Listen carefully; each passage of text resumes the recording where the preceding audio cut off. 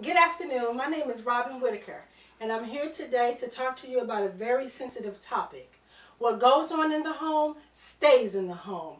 That is something that both me and my sister grew up hearing from time to time from our father. And when he said what goes on in the home stays in the home, he meant exactly that. No one person should try to rule over another person, not through mental abuse or physical abuse.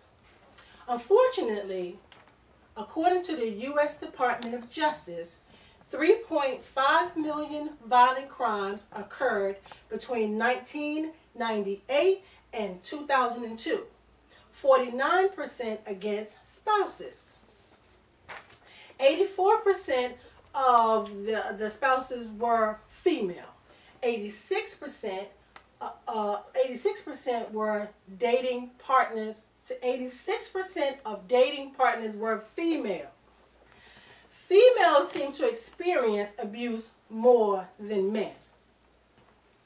50% of spouses' abuse end in death. And that is very serious.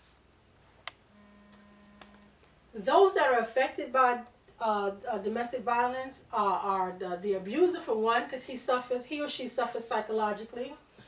2, the survivor of the domestic violence. And 3, the children. The children are the ones that get to witness this time and time again, and they grow up living in fear. Society also suffers from domestic violence because society is the ones that pay for the mental health services that go along with domestic violence, the criminal justice intervention that goes along with spousal abuse, as well as business lose money. Because if you have a husband or a wife that cannot go to work, then their job is ultimately going to suffer. However, everyone can help to prevent domestic violence.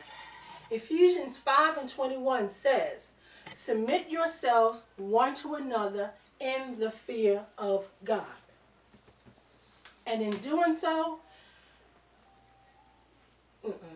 submit yourself one to another in the fear of God. And in conclusion, no, that's all a part of that. Submit yourself one to another. Keep going. Oh, okay. I'm sorry. Submit yourself one to another in the fear of God. Learn everything that you can about domestic violence. Teach our young people about domestic violence. Also, get our community leaders involved. Get the church involved. The church is a place where people go for healing. People need to be healed from domestic violence. Also, get our government, our governors, our mayors, our senators, because they're the ones that can take it to the White House. Also, support your local domestic violence agencies. In conclusion, we learned that females suffer the most from spousal abuse. 50% result in death. And it not only affects the abuser, but it goes right clear through to the society as a whole. It is important, once again, to submit ourselves to God.